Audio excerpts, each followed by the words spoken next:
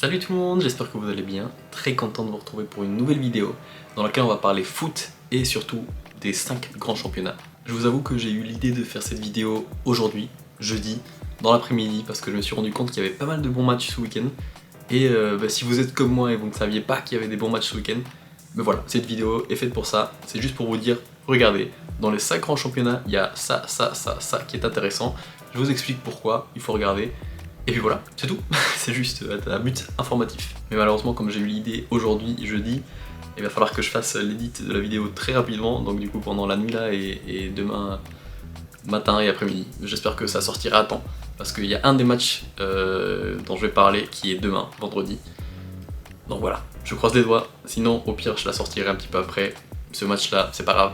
Enfin si, bon, bref, trêve de bavardage. Et commençons tout de suite avec le premier match, qui est justement le match dont je vous parlais, demain, vendredi, 20h45, Nice-Marseille. Alors déjà, c'est le seul match intéressant vendredi, donc voilà, c'est déjà une bonne raison de regarder ce match.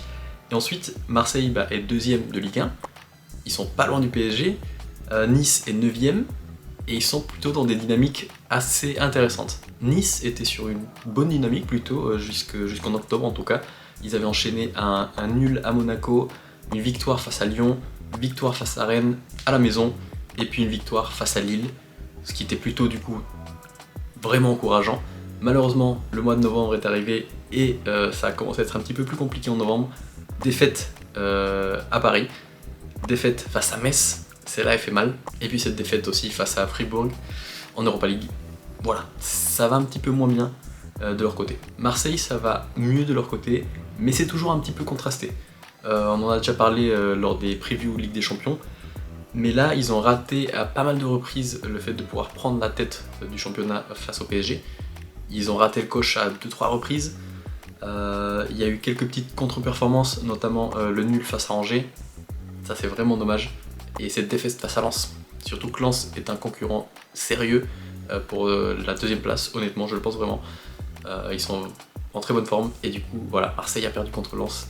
C'est des points quand même importants, surtout si tu veux jouer le titre. En plus, c'est pas pour jeter de l'huile sur le feu, mais en Ligue des Champions, ça se passe pas non plus hyper bien.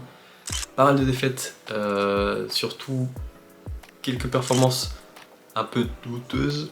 Je sais pas si je peux dire ça comme ça, mais on attendait quand même un petit peu mieux de la part de Marseille en Ligue des Champions. Ce ne sont pas des matchs faciles qu'ils ont eu, je suis d'accord.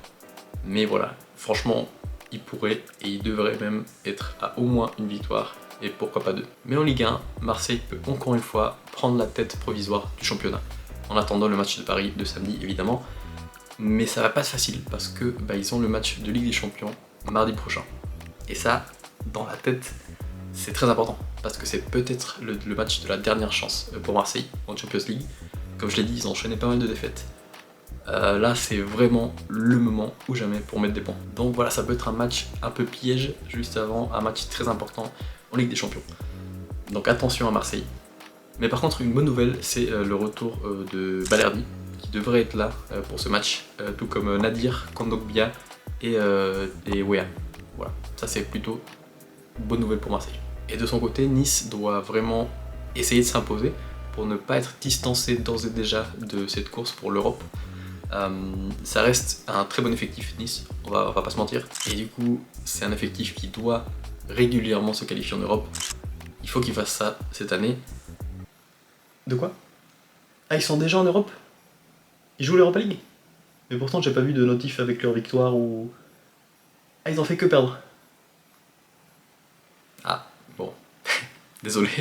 Mais bon, blague à part, regardez ce match, il peut être très intéressant, et attention au faux pas de Marseille. Deuxième match de Ligue 1 à regarder ce week-end. Et oui, on va faire championnat par championnat. On commence par la Ligue 1. Et du coup, le deuxième match à regarder, c'est le samedi à 17h, Lens-Strasbourg. C'est aussi un match entre deux équipes qui postulent pour les places européennes à la fin de la saison. Donc, match de haut de tableau, match de prestige. Strasbourg est une équipe très régulière depuis le début de saison. Ça se passe plutôt bien de leur côté. Ils sont 4e pour l'instant. Et en Conference League, ça se passe plutôt très bien. C'est un peu la surprise de ce début de saison. On savait qu'ils avaient un bon effectif, mais à ce point, personnellement, je ne pensais pas. Et du coup là ça se passe très bien, ils peuvent même aller chercher des gros points face aux grosses équipes, que ce soit en conférence ou surtout en Ligue 1. On le voit face au PSG ou même face à Lille juste avant la trêve, ils ont réussi à faire des gros résultats et du coup bravo à eux. Et du coup ce week-end ils jouent face à Lens, Lens qui est juste au-dessus au classement, ils sont à 3 points de Lens qui du coup se trouve 3ème.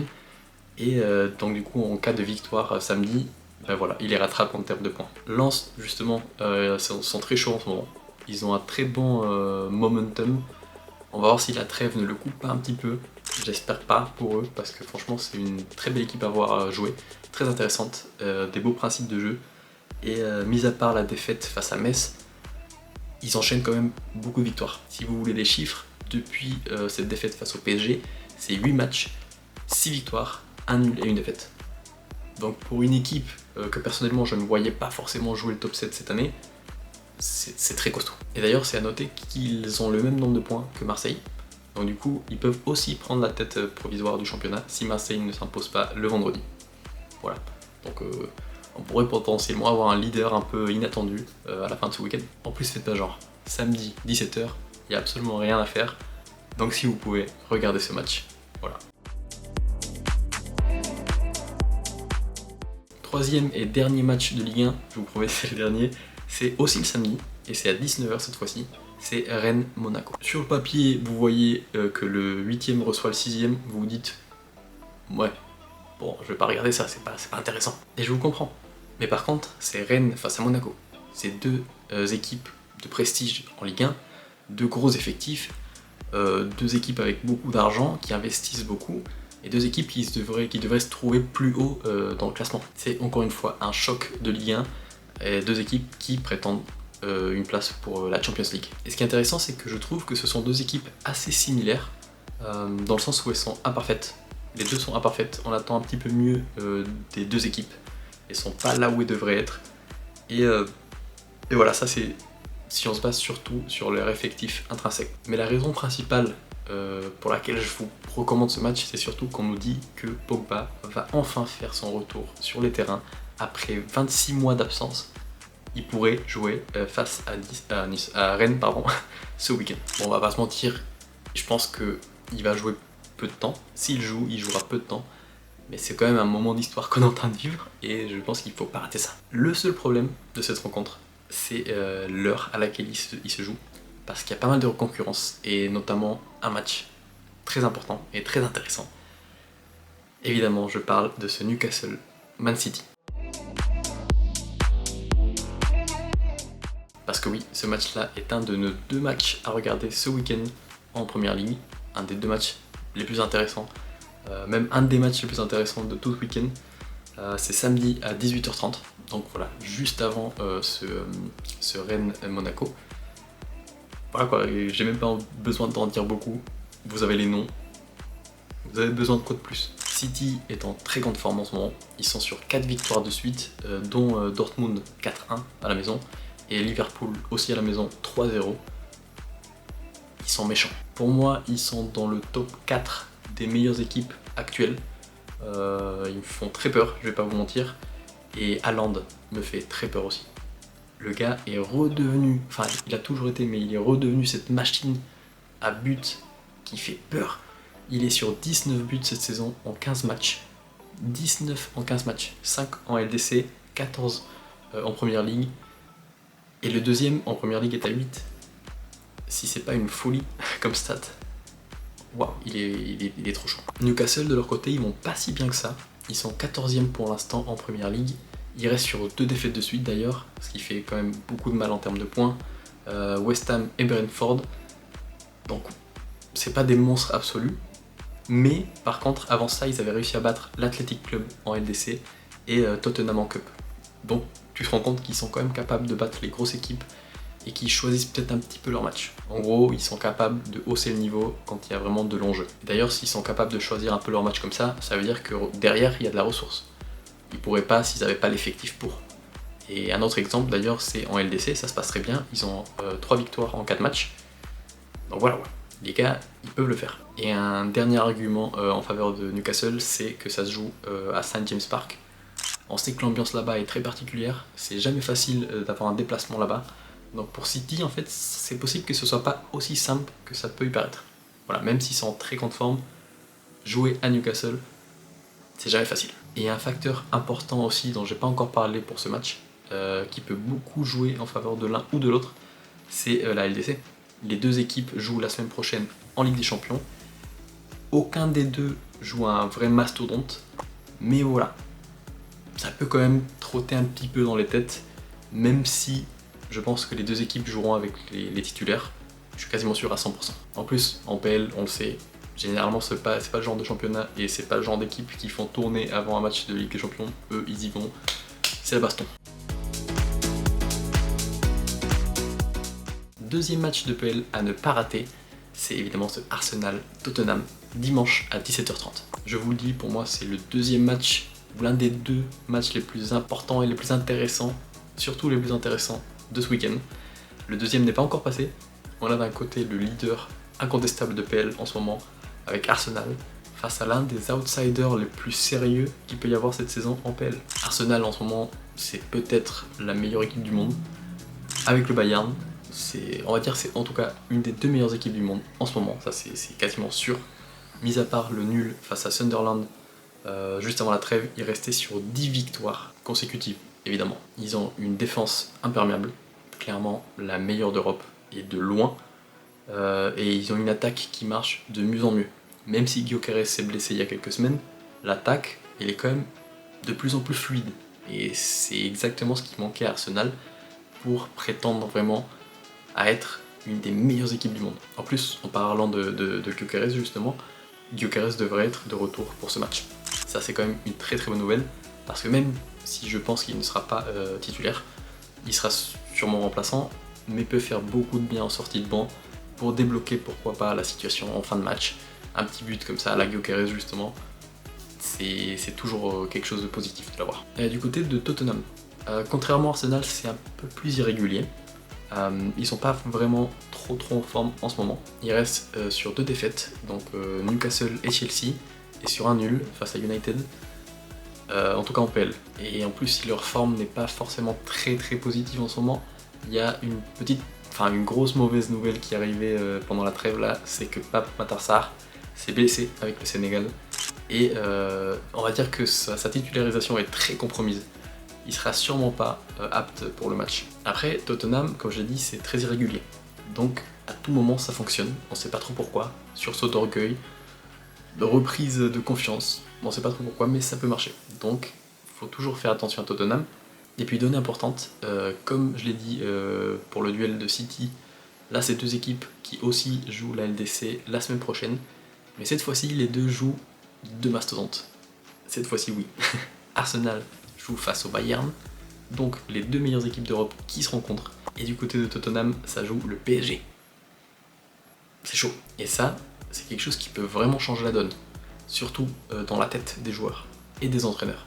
Parce qu'il peut y avoir évidemment cette peur de se blesser juste avant un match aussi important en LDC. Généralement, les équipes font un peu plus attention, il y a peut-être un peu plus de peur, un peu plus de gestion de la part des coachs. La tête peut être aussi ailleurs, ça peut déjà être en train de penser au match de la semaine prochaine. C'est le genre de match piège par excellence. Et ce qui est intéressant, c'est que les deux équipes sont exactement dans la même situation. Donc on va voir laquelle des deux arrive à prendre le dessus sur ça. C'est un match très important comptablement, parce qu'Arsenal de leur côté sont à 4 points de City. C'est peut-être leur année. S'ils ont peut-être une année pour gagner le titre, enfin, c'est peut-être celle-ci. Ils sont à 4 points d'avance sur City. Il faut impérativement gagner pour ne pas laisser le doute planer, revenir, et pourquoi pas voir City aussi qui revient à 1 point. Ça peut être très dangereux dans la tête, donc il faut évidemment forcément gagner ce match. Mais Tottenham doit aussi gagner pour ne pas être d'ores et déjà décroché pour cette course au titre. S'ils perdent, ils seraient à 11 points d'Arsenal. 11 points, ça commence à être vraiment beaucoup. On sait que rien n'est fait dans cette vie, mais 11 points c'est beaucoup, et Arsenal, je pense qu'ils ont quand même cette envie de surprendre.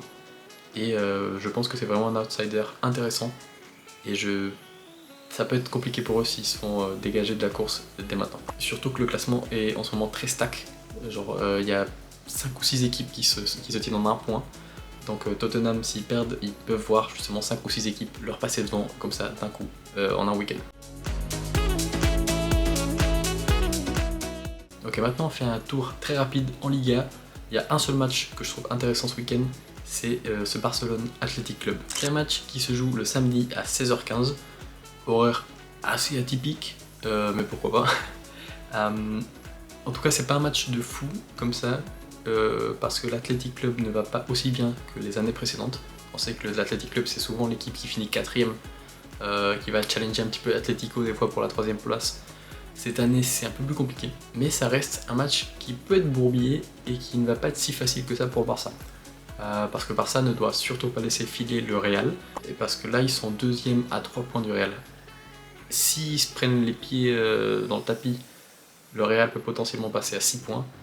Et je veux pas dire que les espoirs de titre commencent à s'envoler, parce que c'est rien, 6 points encore. Mais on sait jamais, à la fin ça peut faire la différence. Et si tu vois la chose de l'autre côté, dans l'autre sens, c'est le week-end parfait pour aller mettre de la pression sur le Real. En battant un club prestigieux en Espagne comme l'Athletic Club, même s'ils vont pas super bien, c'est un bon moyen de mettre de la pression sur le Real, en revenant au même nombre de points qu'eux, et en leur disant on est toujours là, même si vous nous avez battus lors du Classico, on lâchera pas l'affaire. Puis finalement, c'est évidemment aussi important pour la confiance, se remettre un plein de confiance avant le match face à Chelsea, qui pour le Barça va être évidemment très important aussi. Petit tour en Allemagne, évidemment très rapide, en Bundesliga pour ce Dortmund-Stuttgart qui se joue samedi à 15h30. Ouais, si j'ai mis ce match, c'est qu'il n'y a pas grand chose en Bundesliga ce week-end. Le Bayern, malheureusement, un match plutôt facile. Donc le seul match que j'ai trouvé plutôt intéressant ce week-end, c'est celui-là. Mine de rien, c'est le 3ème contre le 4ème. Donc en vrai, c'est une belle affiche. Dortmund, ils sont plutôt bons cette année. Même si l'année dernière, on les avait vus vraiment... C'était même plus le Dortmund. J'avais l'impression de regarder une équipe de 2ème division qui venait de monter. C'était très compliqué. Cette année, ils se sont bien repris. Ils sont vraiment beaucoup plus en forme. C'est pas non plus l'équipe qui va aller titiller le Bayern pour le titre. Mais c'est un Dortmund assez solide pour aller prendre la 2ème place, récupérer cette 2ème place qui avait été prise par le Bayer Leverkusen. Et puis pour Stuttgart, c'est un match très important en termes de points, parce que bon, si le titre n'est pas en jeu, eux ils ne jouent pas le titre, ils jouent quand même cette 4ème place synonyme de Ligue des Champions. Donc prendre 3 points contre Dortmund, un concurrent direct, c'est potentiellement ce qui peut te faire avoir cette place là à la fin de la saison. Donc voilà, match important pour Dortmund, s'ils veulent, pourquoi pas espérer un petit miracle, et pourquoi pas aller chercher le Bayern si le Bayern commence à flancher au bout d'un moment, ce qui me paraît assez difficile, mais pourquoi pas, on sait jamais. Et pour Stuttgart, cette course à la 4ème place, synonyme de LDC, voilà, c'est un match qui a pas mal d'enjeux, et je pense qu'il y aura un football assez champagne. On arrive finalement en Serie A pour peut-être le match le plus intéressant de ce week-end. Je vous ai dit tout à l'heure quand je parlais d'Arsenal que c'était le 2ème match le plus important et le plus intéressant, parce que oui, je parle de l'Inter AC Milan de dimanche à 20h45. Ah, le derby de Milan avec deux équipes qui sont bien en forme, quel poulet. L'Inter est leader tout simplement de la Serie A avec 24 points, 4 victoires consécutives, une défaite dans les 13 derniers matchs seulement, c'est du très costaud. En plus cette défaite là c'était face au Napoli. Donc on va dire qu'ils sont vraiment en forme. Et puis Milan est 3ème avec 22 points, donc 2 points de moins que l'Inter, ce qui est rien, et surtout qu'ils sont sur une série de 11 matchs consécutifs sans défaite. Cette année on retrouve le Milan des grands jours, et franchement ça fait plaisir. On sait en plus que ce derby là particulièrement est toujours très chaud, toujours une ambiance de fou, des matchs qui sont très serrés la plupart du temps, quasiment tout le temps. Donc voilà, ça va être, franchement ça va être trop kiffant, ça peut aller d'un côté comme de l'autre. Côté absent et blessure, du côté de l'AC Milan, il y a quand même des bonnes nouvelles, dont le retour de Rabiot et de Pulisic pour ce match. Ils devraient être totalement aptes à débuter cette rencontre, donc ça c'est quelque chose qui va faire évidemment beaucoup de bien à l'AC Milan. Seule absence majeure c'est Santi Jiménez, qui sera toujours pas là, mais voilà, avec le retour de Pulisic, je pense qu'ils ont quand même de quoi faire en attaque. Côté Inter, l'absence importante c'est évidemment celle de Dumfries. Il devrait pas être là, enfin il ne sera pas là, ça c'est sûr. Donc c'est un petit coup dur, on le sait depuis quelques temps. mais je pense qu'ils sont quand même capables d'avoir une grosse équipe et des bons latéraux quand même face à l'AC Milan. Petite donnée un peu intéressante, c'est que sur cette dernière année, sur les 12 derniers mois, non, je crois que c'est sur les 13 derniers mois, ils se sont joués 5 fois, et sur ces 5 rencontres, l'AC Milan n'a perdu aucune fois. Donc voilà, pourquoi pas petit avantage psychologique pour l'AC Milan. Mais je dirais aussi petit avantage à l'Inter, parce qu'ils jouent à la maison. Et dans ce genre de match, c'est quand même une donnée très importante. Et puis finalement, peut-être que sur la dynamique globale, l'Inter est un peu mieux, parce que sur les 11 matchs sans défaite de l'AC Milan, il y a quand même pas mal de nuls. Donc voilà, moi s'il fallait pronostiquer, je dirais quand même victoire de l'Inter, mais quelque chose de très serré, comme un 2-1 ou un 1-0. Voilà, c'est pour moi les matchs les plus intéressants à regarder ce week-end. J'espère que cette petite vidéo vous a plu. J'espère que vous allez pouvoir regarder ces matchs. Moi en tout cas, je vais faire mon possible pour regarder la plupart de ces matchs. Et puis voilà quoi, j'espère que cette petite vidéo preview, je sais pas si on peut appeler ça comme ça, vous a plu. En tout cas, n'hésitez pas à lâcher un petit like, un petit commentaire, un petit abonnement si c'est pas déjà fait. Et puis voilà quoi, on se revoit très vite pour du foot et de la F1. Et je vous souhaite une excellente soirée, excellente semaine, et à très bientôt. Allez, ciao!